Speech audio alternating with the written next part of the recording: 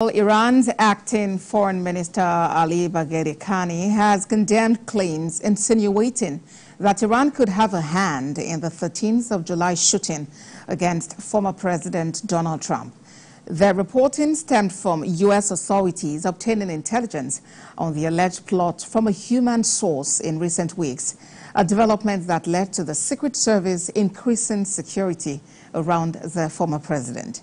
The permanent mission of the Islamic Republic of Iran to the United Nations have denied the accusation.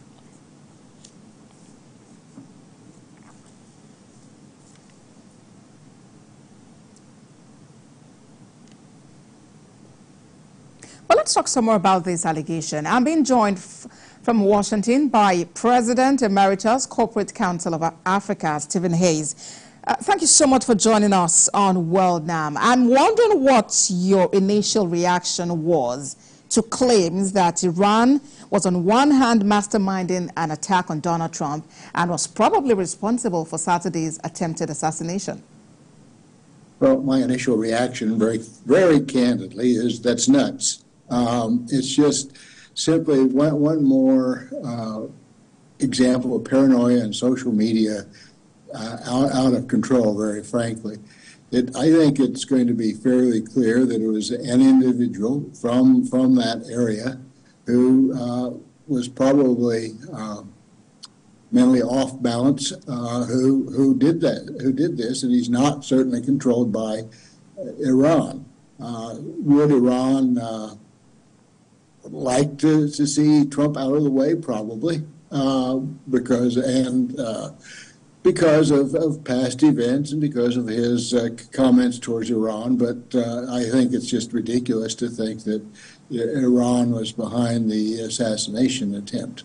All right, but despite the rebuttal now, I mean, the statement coming from Iran that they are not responsible for this, the country seems determined to prosecute Trump, that's the word they use now, for his role in ordering the assassination of a senior military official back in 2020 when he was president. How seriously should this be taken?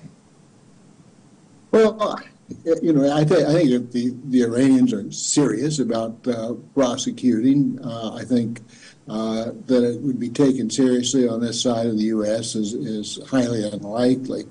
I think that, first of all, they'd have to go through the ICC. We're not the United States. We're not a member of the ICC, so it's a gesture, but it's a futile gesture, and one that just, I think, is a waste of time. All right, but how do we deal with the issue of disinformation and misinformation, especially on social media, and as the campaign, heat gets even hotter and Americans are counting down to the November poll? You know, when social media first was developed, I think a lot of us, including me, were very hopeful that this is going to open up communication worldwide. And to some extent it has, but it's also become just a very powerful weapon against truth, against public opinions and wishes. It's been a system that has been easy to manipulate by individuals as well as governments. And there's probably very few governments that aren't using social media in some way, in a negative way, including my own.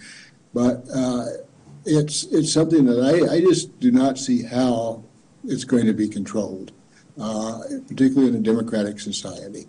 It's going to be very, very, very difficult. And I think it's right now, it just seems almost impossible unless there are checks and balances built into social media, which there won't be, to stop disinformation. I think it's an extremely harmful process, and I think social media now is near the point of doing far more harm than good for communication. But the genie is out of the bottle. So it's not something that's going to be easily controlled except through stronger education systems, and that's another issue too, that education systems simply aren't as strong as they were, at least in this country. Indeed, because, you know, it's really massive, some of the things you get to see on social media, and you're wondering what is the truth, you know, trying to decipher between the right and wrong. I must sincerely appreciate you, Prof, for joining us today on the program. President Emeritus, Corporate Council of Africa, Stephen Hayes, thank you so much. Thank you.